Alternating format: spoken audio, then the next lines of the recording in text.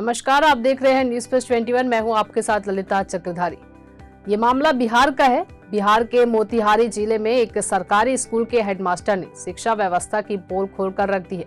SDO Ravindra Kumar बीते दिनों कुछ स्कूल का औचक निरीक्षण करने पहुंचे थे। इसी दौरान वह चैता पंचायत के उत्क्रमित मध्य विद्यालय गए और सीधे क्लासरूम में जा पहुंचे।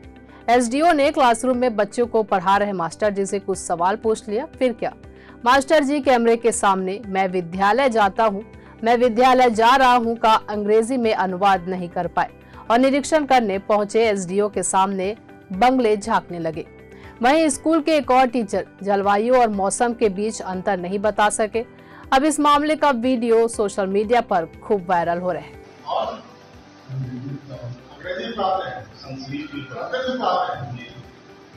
मैं विद्यालय जाता हूँ, अंग्रेजी और संस्कृत बनाइए जाता हूँ, अंग्रेजी में भी संस्कृत मैं विद्यालय जाता हूँ। आइए गुण कैसे हो जाएगा। मैं विद्यालय जा रहा हूँ, कैसा पढ़ाइएगा। मैं विद्यालय जाता हूँ, संस्कृत में बनाइए।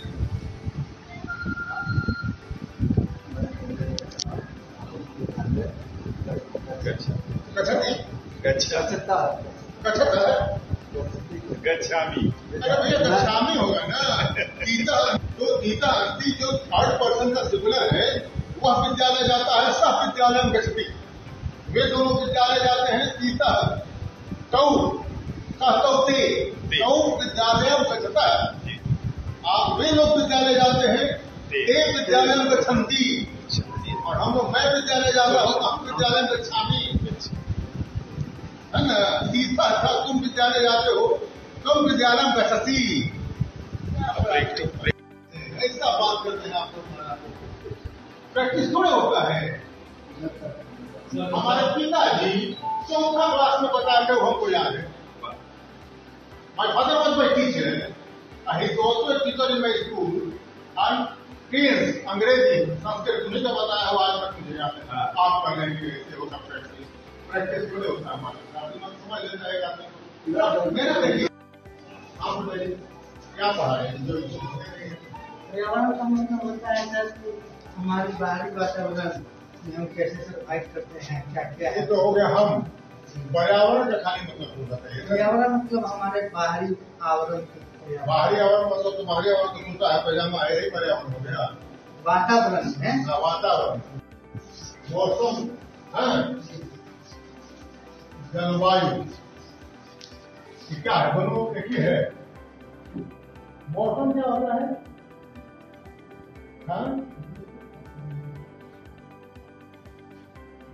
इसका पार्ट है ऋतु, जलवायु का पार्ट है ऋतु। हाँ, मौसम किसी भी जैसे चैता में आज बारिश हो रही है तो चैता का मौसम जो है बरसात वाला है, पकड़ी जाल में नहीं हो रही। तो किसी लोकल एरिया के एक दिन के जलवायु के परिवर्तन या उसके वातावरण की स्थितियों को मौसम बोलते हैं। और जलवायु सालों भर जिस प्रकार से अलग अलग ऋतुएं आती हैं, जाड़ा में जाड़ा लगता है, बरसात में बरसात होती है, गर्मी में गर्मी लगता है।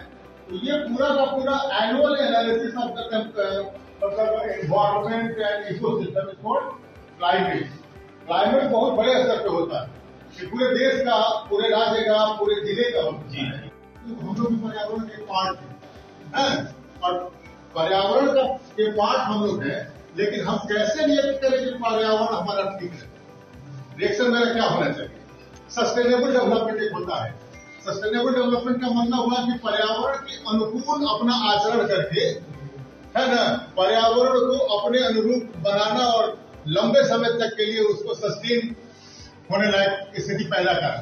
अदरवाइज हम क्या करते हैं, पर्यावरण को नुकसान पहुंचाते हैं। सारा पेड़ काट देके लगाएंगे, क्यों नहीं होगा क्या, बरसात नहीं होगी, मौसम गर्म हो जाएगा, पर्यावरण हमारे प्रतिकूल हो जाएगा।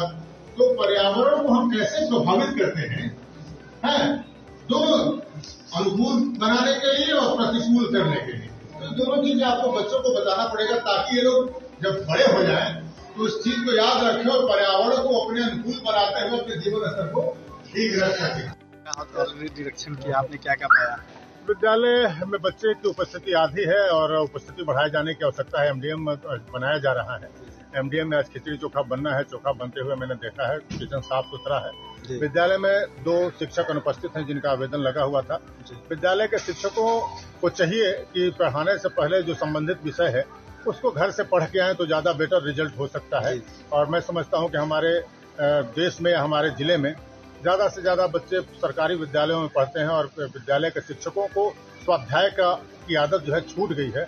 ऐसे में शिक्षा विभाग को भी चाहिए होगा कि एक समय समय पर ट्रेनिंग प्रोग्राम या ओरिएंटेशन प्रोग्राम करें ताकि विद्यालयों के शिक्षकों की गुणवत्ता जो है बनी रहे और बच्चे अच्छे से पढ़ाई कर सके और एक देश के अच्छे नागरिक बने। ऐसी ही जानकारी से लगातार अपडेट रहने के लिए देखते रहिए न्यूज़ प्लस 21, आपके हक की बात।